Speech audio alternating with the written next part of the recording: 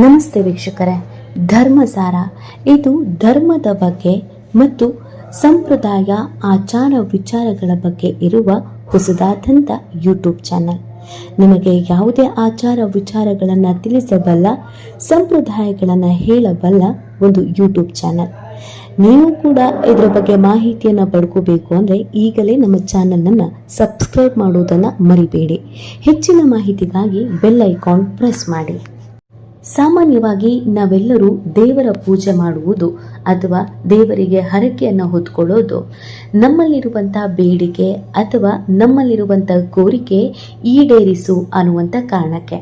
ಎಷ್ಟೋ ಬಾರಿ ಬಹಳ ಕಷ್ಟಪಟ್ಟು, ಬಹಳ ಇಷ್ಟಪಟ್ಟು, ಶ್ರದ್ಧೆ, ಭಯ, ಭಕ್ತಿಯಿಂದ ಪೂಜೆಯನ್ನು ಮಾಡಿರ್ತೀವಿ. ಆದರೆ ನಾವು ಮಾಡಿರುವಂಥ ಪೂಜೆ ದೇವರಿಗೆ ಇಷ್ಟವಾಗಿದೆಯಾ? ನಮ್ಮ ಕೋರಿಕೆಯನ್ನು ದೇವರು ಈಡೇರಿಸ್ತಾನ? ನಮ್ಮ ಪೂಜೆಗೆ ದೇವರು ಒಲಿದಿದ್ದಾನ ಅನ್ನುವಂಥ ಪ್ರಶ್ನೆ ನಮ್ಮನ್ನ ಕಾಡ್ತಾ ಇರತ್ತೆ. ಒಂದು ವೇಳೆ ನೀವು ಬಹಳ ಶ್ರದ್ಧೆ, ಭಕ್ತಿ, ಭಯದಿಂದ ಪೂಜೆ ಮಾಡಿದ್ದೇ ಆಗಿದ್ದಲ್ಲಿ ಆ ಸಾಕ್ಷಾತ್ ದೇವರು ಒಲಿದಿರ್ತಾನೆ. ಆತ ಒಲಿದಿದ್ದಾನೆ ಅನ್ನೋದು ಕೂಡ ನಮ್ಮ ಕಣ್ಣಿಗೆ ಕಾಣುವಂತೆ ಮಾಡಿರ್ತಾನೆ. ಆದರೆ ನಾವು ಅದನ್ನ ನಿರ್ಲಕ್ಷಿಸಿರ್ತೀವಿ. ಹೀಗೆ ನಿಮಗೂ ಕೂಡ ಬಹಳಷ್ಟು ಬಾರಿ ಪೂಜೆ ಮಾಡಿದ ನಂತರ ದೇವರು ಒಲಿದಿದ್ದಾನ ಅಥವಾ ಇಲ್ವಾ ಅನ್ನೋದು ಗೊತ್ತಾಗದಿದ್ರೆ, ಕೆಲವೊಂದು ಘಟನೆಗಳು ನಿಮ್ಮ ಕಣ್ಣು ಎದುರೇ ಜರುಗಿದರೆ ಖಂಡಿತವಾಗಿಯೂ ದೇವರು ನಿಮ್ಮ ಕೋರಿಕೆಯನ್ನು ಈಡೇರಿಸ್ತಾನೆ. ನಿಮ್ಮ ಭಕ್ತಿಗೆ ಆತ ಒಲಿದಿರ್ತಾನೆ. ಹೌದು, ಹಿಂದೂ ಧರ್ಮದಲ್ಲಿ ದೇವರು ಮತ್ತು ದೇವತೆಗಳ ಆರಾಧನೆಗೆ ವಿಶೇಷತೆ, ಪ್ರಾಮುಖ್ಯತೆಯನ್ನು ನೀಡಲಾಗಿದೆ. ನಿತ್ಯ ಪೂಜೆ ಮಾಡುವವರಿಗೆ ದೇವರು ಸದಾ ಪ್ರಸನ್ನನಾಗ್ತಾನೆ ಎಂಬ ನಂಬಿಕೆ ಇದೆ. ಅಷ್ಟೇ ಅಲ್ಲ, ಇಂತಹ ಮನೆಗಳಲ್ಲಿ ಸದಾ ಸುಖ, ಸಂತೋಷ ಮತ್ತು ಸಮೃದ್ಧಿ ನೆಲೆಯಾಗತ್ತೆ. ದೇವರು ನಿಮ್ಮ ಪೂಜೆಯಿಂದ ಪ್ರಸನ್ನನಾಗಿದ್ದಾರೆ, ಈ ಎಲ್ಲ ಸೂಚನೆಗಳನ್ನು ನೀಡುತ್ತಾನಂತೆ. ಪೂಜೆ ಮಾಡುವಾಗ ನಿಮಗೂ ಈ ಸೂಚನೆಗಳು ಕಾಣಿಸಿಕೊಂಡಿದ್ರೆ ಖಂಡಿತ ಕಮೆಂಟ್ ಮಾಡಿ. ಧಾರ್ಮಿಕ ಪೂಜೆಯ ಸಮಯದಲ್ಲಿ ವ್ಯಕ್ತಿಯ ಪೂಜೆ ಯಶಸ್ವಿಯಾಗಿದೆಯೇ ಅಥವಾ ಇಲ್ಲವೇ ಎಂಬುದನ್ನು ನಾವು ಅನೇಕ ಸೂಚನೆಗಳ ಮೂಲಕ ಪಡೆದುಕೊಳ್ಳಬಹುದಾಗಿದೆ. ಪೂಜೆ ಮಾಡುವಾಗ ದೇವರು ನೀಡುವ ಕೆಲವೊಂದು ಸೂಚನೆಗಳು ಶುಭವನ್ನು ಸೂಚಿಸಿದ್ರೆ, ಇನ್ನು ಕೆಲವೊಂದು ಸೂಚನೆಗಳು ಅಶುಭವನ್ನ ಸೂಚಿಸುತ್ತದೆ. ದೇವರ ಪೂಜೆಯಲ್ಲಿ ನಾವು ಏನನ್ನ ನೋಡಿದ್ರೆ ಅಥವಾ ದೇವರು ಶುಭ ಸೂಚನೆಯನ್ನ ಹೇಗೆ ನೀಡ್ತಾನೆ ಅನ್ನೋದನ್ನ ನೋಡೋದಾದ್ರೆ, ಧಾರ್ಮಿಕ ನಂಬಿಕೆಗಳ ಪ್ರಕಾರ ಭಕ್ತರು ನಿಯಮಿತ ಪೂಜೆಯನ್ನ ಮಾಡ್ತಾರೆ ಮತ್ತು ದೇವರನ್ನ ಮೆಚ್ಚಿಸುವ, ದೇವರ ನೆಚ್ಚಿನ ವಸ್ತುಗಳನ್ನ ಅರ್ಪಿಸ್ತಾರೆ. ಆದ್ದರಿಂದ ದೇವರನ್ನ ಮೆಚ್ಚಿಸುವ ಮೂಲಕ ನಾವು ಆತನ ಆಶೀರ್ವಾದವನ್ನ ಪಡೆಯಬಹುದು.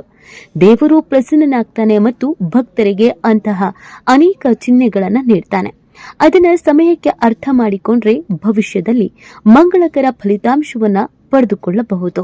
ಶಾಸ್ತ್ರದ ಪ್ರಕಾರ ಪೂಜೆ ಮಾಡುವಾಗ ದೀಪದ ಬೆಂಕಿಯು ಅನೇಕ ರೀತಿಯ ಚಿಹ್ನೆಗಳನ್ನು ನೀಡುತ್ತದೆ.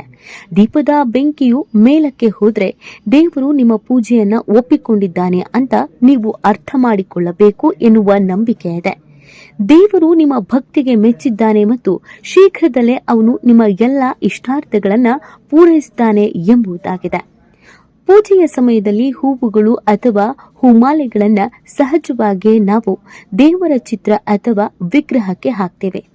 ನಾವು ಭಕ್ತಿಯಿಂದ ಕಣ್ಣು ಮುಚ್ಚಿ ಬೇಡಿಕೊಳ್ಳುವ ಸಂದರ್ಭದಲ್ಲಿ ದೇವರ ಚಿತ್ರ ಅಥವಾ ವಿಗ್ರಹದ ಬಳಿ ಹಾಕಿರುವಂತಹ ಹೂವು ಬಂದು ನಿಮ್ಮ ಬಳಿಗೆ ಬಿದ್ದರೆ ಅಥವಾ ಬಲಭಾಗಕ್ಕೆ ಆ ಹೂವುಗಳು ಬಿದ್ದರೆ ಅದನ್ನ ಧರ್ಮ ಗ್ರಂಥದಲ್ಲಿ ಮಂಗಳಕರ ಸಂಕೇತ ಅಂತ ಪರಿಗಣಿಸಲಾಗುತ್ತೆ ಮತ್ತು ನೀವು ಏನನ್ನ ಬೇಡಿಕೊಂಡಿದ್ದೀರೋ ಆ ಕೆಲಸ ಆಗತ್ತೆ ಅನ್ನುವಂಥ ನಂಬಿಕೆಯನ್ನ ಇಟ್ಕೊಳ್ಳಲಾಗಿದೆ. ಈ ಚಿಹ್ನೆಯು ದೇವರ ಆಶೀರ್ವಾದವು ನಿಮ್ಮ ಮೇಲೆ ಬೀಳಲಿದೆ ಮತ್ತು ನಿಮ್ಮ ಪೂಜೆಯಿಂದ ಅವನು ಸಂತೋಷಗೊಂಡಿದ್ದಾನೆ ಎಂಬುದರ ಅರ್ಥವಾಗಿದೆ. ನಿಮ್ಮ ಬಯಕೆ ದೇವರನ್ನ ತಲುಪಿದೆ ಮತ್ತು ಅದು ಶೀಘ್ರದಲ್ಲೇ ಈಡೇರುತ್ತೆ ಅಂತ ಅರ್ಥ ಮಾಡಿಕೊಳ್ಳಬೇಕು. ಶಾಸ್ತ್ರಗಳ ಪ್ರಕಾರ ನಿಮ್ಮ ಪೂಜೆಯ ಸಮಯದಲ್ಲಿ ತಂದೆ, ಗುರು, ಬ್ರಾಹ್ಮಣ ಅಥವಾ ಯಾವುದೇ ಹಿರಿಯರು ನಿಮ್ಮ ಮನೆಗೆ ಬಂದರೆ ಅದನ್ನ ಮಂಗಳಕರ ಸಂಕೇತ ಅಂತ ಪರಿಗಣಿಸಲಾಗುತ್ತೆ. ಈ ಚಿಹ್ನೆಯು ದೇವತೆಗಳು ಮತ್ತು ದೇವರುಗಳು ನಿಮ್ಮ ಪೂಜೆಯನ್ನ ಒಪ್ಕೊಂಡಿದ್ದಾರೆ ಎಂದರ್ಥ. ಆಗ ದೇವರು ಶೀಘ್ರದಲ್ಲೇ ನಿಮ್ಮ ಎಲ್ಲ ಸಮಸ್ಯೆಗಳನ್ನ ತೊಡೆದು ಹಾಕಲಿದ್ದಾನೆ. ಪೂಜೆ ಮಾಡುವಾಗ ನಿಮ್ಮ ಕಣ್ಣುಗಳಿಂದ ನೀರು ಬಂದರೆ ನಿಮ್ಮ ಪೂಜೆಯನ್ನ ದೇವರುಗಳು ಮತ್ತು ದೇವತೆಗಳು ಒಪ್ಕೊಂಡಿದ್ದಾರೆ ಅಂತ ಅರ್ಥ ಮಾಡಿಕೊಳ್ಳಿ ಎಂಬ ಧಾರ್ಮಿಕ ನಂಬಿಕೆ ಇದೆ. ನೀವು ದೇವರಿಗೆ ಯಾವ ಆಸೆಯನ್ನ ವ್ಯಕ್ತಪಡಿಸಿದ್ರೂ ಅದು ಶೀಘ್ರದಲ್ಲೇ ಈಡೇರಲಿ ಅಲ್ಲದೆ ನಿಮ್ಮ ಎಲ್ಲ ಸಮಸ್ಯೆಗಳು ಶೀಘ್ರದಲ್ಲೇ ಕೊನೆಗಳಲ್ಲಿ ಅನ್ನೋದು ಎಲ್ಲರ ಆಸೆ ಆಗಿರುತ್ತೆ.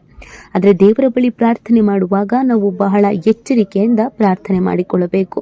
ಇನ್ನು ಕೆಲವರು ಶುಕ್ರವಾರ ಅಥವಾ ಮಂಗಳವಾರ ಮನೆಯಲ್ಲಿ ಕಳಸ ಇಟ್ಟು ಪೂಜೆ ಮಾಡ್ತಾರೆ. ಎಲೆಯನ್ನ ಇಟ್ಟು ನೀರನ್ನ ಹಾಕಿ ತೆಂಗಿನಕಾಯಿಯನ್ನ ಇಟ್ಟು ವಿಶೇಷವಾದಂತ ಪೂಜೆಯನ್ನ ಮಾಡ್ತಾರೆ.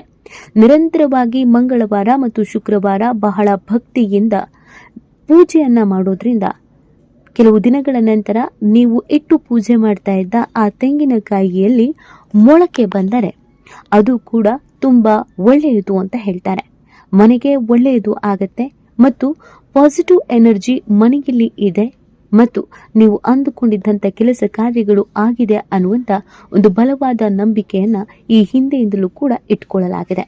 ಹೀಗೆ ಅನೇಕ ರೀತಿಯಾದಂಥ ನಂಬಿಕೆಗಳು, ಆಚಾರ ವಿಚಾರ ಹಿಂದೂ ಧರ್ಮದಲ್ಲಿ ಈ ಹಿಂದೆಯಿಂದಲೂ ಕೂಡ ನಂಬಿಕೊಂಡು ಪರಿಪಾಲನೆಯನ್ನ ಮಾಡಿಕೊಂಡು ಬರಲಾಗ್ತಾ ಇದೆ.